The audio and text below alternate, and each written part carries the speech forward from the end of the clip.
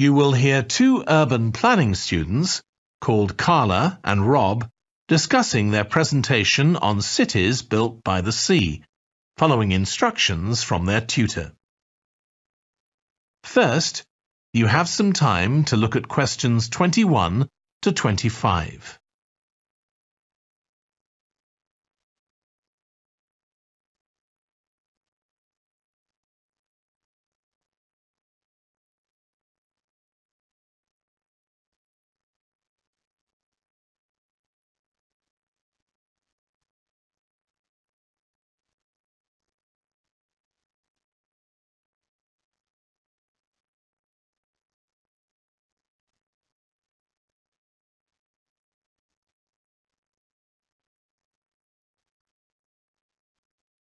Now listen carefully and answer questions 21 to 25. Okay, so what I'd like you to do now is to talk to your partner about your presentations on urban planning. You should have done most of the reading now, so I'd like you to share your ideas and talk about the structure of your presentation and what you need to do next. OK, Rob, I'm glad we chose quite a specific topic, cities built next to the sea. It made it much easier to find relevant information. Yeah, and cities are growing so quickly. I mean, we know that more than half the world's population lives in cities now. Yeah, though that's all cities, not just ones on the coast. But most of the biggest cities are actually built by the sea. I'd not realised that before. Nor me. And what's more, a lot of them are built at places where rivers come out into the sea, but apparently this can be a problem. Why? Well, as the city expands, agriculture and industry tend to spread further inland along the rivers, and so agriculture moves even further inland up the river.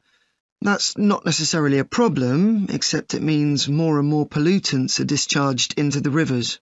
So these are brought downstream to the cities? Right. Did you read that article about Miami on the east coast of the USA? No. Well, apparently back in the 1950s, they built channels to drain away the water in case of flooding. Sounds sensible. Yeah, they spent quite a lot of money on them, but what they didn't take into account was global warming. So they built the drainage channels too close to sea level, and now sea levels are rising, they're more or less useless. If there's a lot of rain, the water can't run away. There's nowhere for it to go. The whole design was faulty. So what are the authorities doing about it now? I don't know. I did read that they're aiming to stop disposing of wastewater into the ocean over the next 10 years. But that won't help with flood prevention now, will it? No, really, they just need to find the money for something to replace the drainage channels in order to protect against flooding now. But in the long term, they need to consider the whole ecosystem. Right. Really, though, coastal cities can't deal with their problems on their own, can they? I mean, they've got to start acting together at an international level instead of just doing their own thing. Absolutely.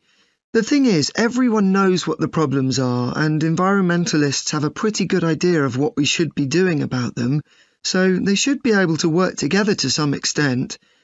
But it's going to be a long time before countries come to a decision on what principles they're prepared to abide by. Yeah, if they ever do.